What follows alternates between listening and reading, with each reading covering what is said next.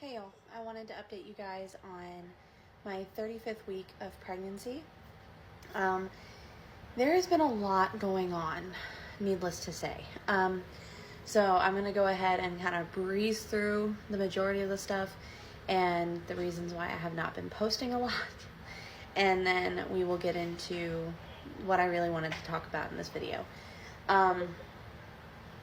So essentially, we, like I said, have had a lot going on. The last time I talked to you guys, I believe I said that I went to the hospital and the woman said that she believes that my baby is breech. I went and saw my OB afterwards, and he said that he agrees that he thinks that he is also breech. And there's no way to be for sure about that other than through an ultrasound. But sadly with my insurance, it only covers 2 ultrasounds. So, I only get my last ultrasound at 36 weeks. So it was really upsetting for me to not know for sure because, the risk of C-section and all of these things. And it was just very frustrating, and not knowing things I'm not very good with not knowing and not being prepared. Part of the autism. Anyway, so I ended up paying for my husband and I paid for a 3D 4D ultrasound at an ultrasound place nearby. And it was great. We found out that he is, in fact, head down. We don't know if he had turned at some point in between my OB appointment and then, but we do know that he is currently, from what we're aware of, he's still head down. We were going through a lot with that, but that was exciting to hear. He looks exactly like spitting image like our other son, which is crazy. And we're very excited about that. But another thing was we ended up moving. So I'm currently in our new place now. The natural lighting is fantastic, so I'm going to be trying to do more videos because I'll finally have some good lighting to do that, and I don't feel like I'm living in a cave. So that's great, because there were no windows in the other house that we lived in, so it's fantastic. It was not doing well for my mental health either, not having natural light and feeling like I was living in a coffin.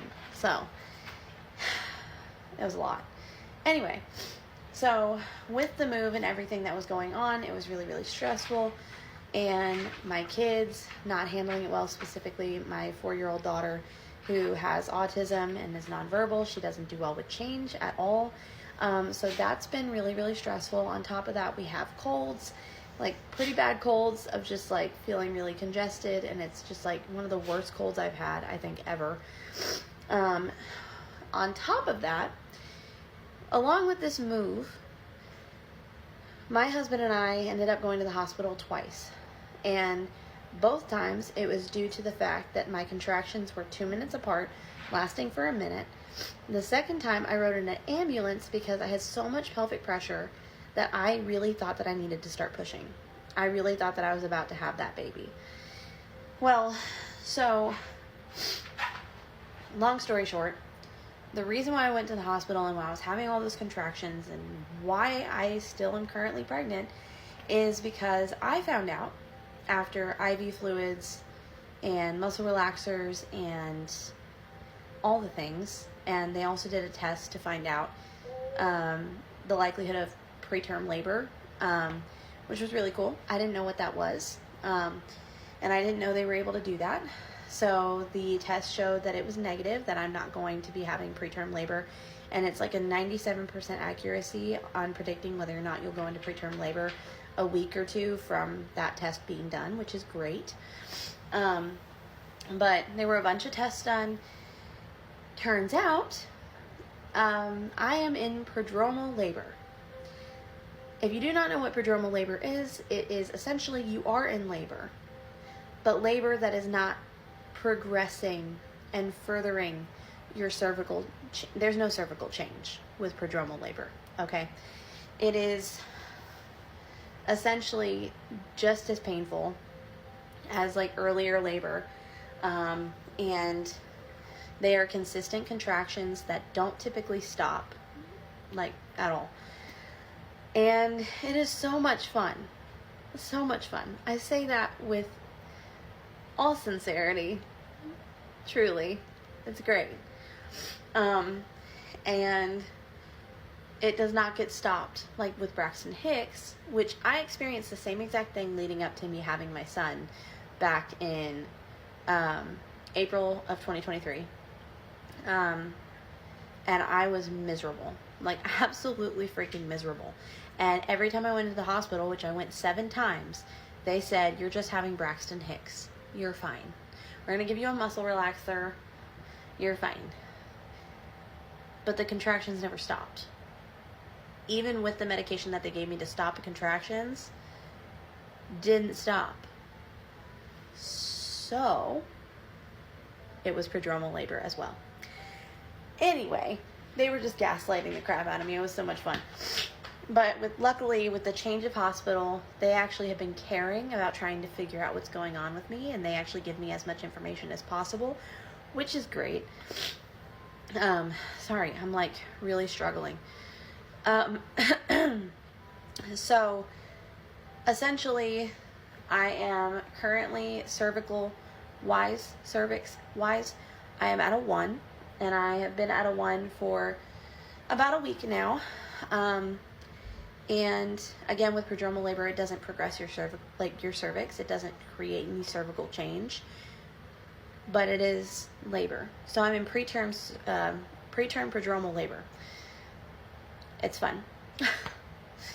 The medication, they sent me home with some medication to take it home for when my contractions get pretty bad.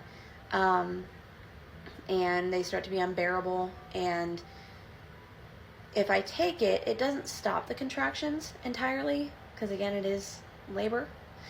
But it does help to relieve some of the symptoms and alleviate some of the pain. So that's fun, you know? It's just been a whole freaking process of trying to figure out what's going on. We ended up going to an OB appointment on the 14th. I had an OB appointment, and I was still at a 1. And he was like, "Okay, when you get here at 36 weeks for your next appointment, we're going to go ahead and do an ultrasound. We're going to check your cervix and see if you're progressing. If you have changed dilation-wise, we're going to go ahead and probably try and let the process keep going." And it's looking like we might be having a baby at that point, because he said with prodromal labor, if I am in prodromal labor for as long as I have been so far, the process of actual active labor, once my cervix starts to change, is going to be pretty quick, which is great. But again, it's not exactly, none of this is really ideal. But I also asked my OB, I was like, okay, so why am I having all of the pelvic pressure pain that I'm having, feeling like I need to push? Like, what is that? I've only ever experienced that when I was genuinely about to pop that baby out. He then decided to remind me that I was only 7 months postpartum when this one decided to come into being. Okay, so my ligaments, my muscles, my uterus did not get to heal at all. So my muscles and ligaments and everything are still very, very weak. And then you add on all that pressure and weight, things are going to drop down a lot more heavily, and the muscles and ligaments can't hold as well because they are so weak. So that was incredibly enlightening, incredibly informative, and I was very happy with that visit. And it was a lot. It has been a lot, but I'm trying my best here to just keep on pushing through. Because of all the cervical checks that I have had, I have been losing some of my plug, and that is normal. That's fine. And I'm probably going to have to do a part 2 because there are a couple other things I wanted to talk on. But, yeah, this is so far part 1. If you want to go over and jump to watch part 2, that'd be great. Yeah, love y'all. Have a blessed day. Bye-bye.